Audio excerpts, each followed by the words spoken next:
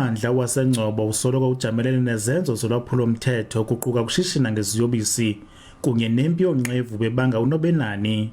Kwisithuba esingangeveki nje kuphela sele kubulawa abantu abali-15 kummandla waseNgcobo. Lo mkhwa unxunguphalisa ngamandla abantu balommandla.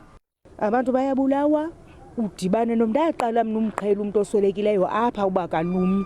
Mhla ndadibana nomntu oyenqunyulwe intloko phaa ngasetawuni xa ndiphuma ndisize endlini nam ukusasa ndinento endandiyilibele endlini endoyithatha. Ndabona umntu onqunyulwe intloko. Ndambona loo mini ke ngoku umntu akaluma, umntu obhubhileyo. Ayiyonto enzeka ngokudala iziganeko zisihla zisenzeka. Urhulumente ucwaka.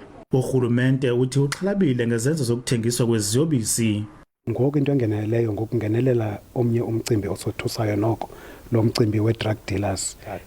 Abantu ababulawe abadutyulwayo bebonke ngabantu abayi-6.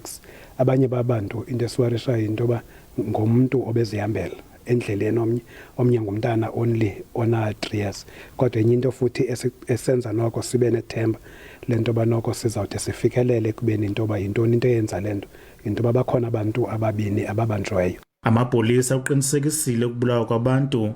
Abatyholi 2 banqakulwe bavalelwa ngezityholo eziquka ukubulala. Isizekabani soku asikasazi singamapolisa, kodwa ke sivula amatyala okubulala namatyala okuzama ukubulala.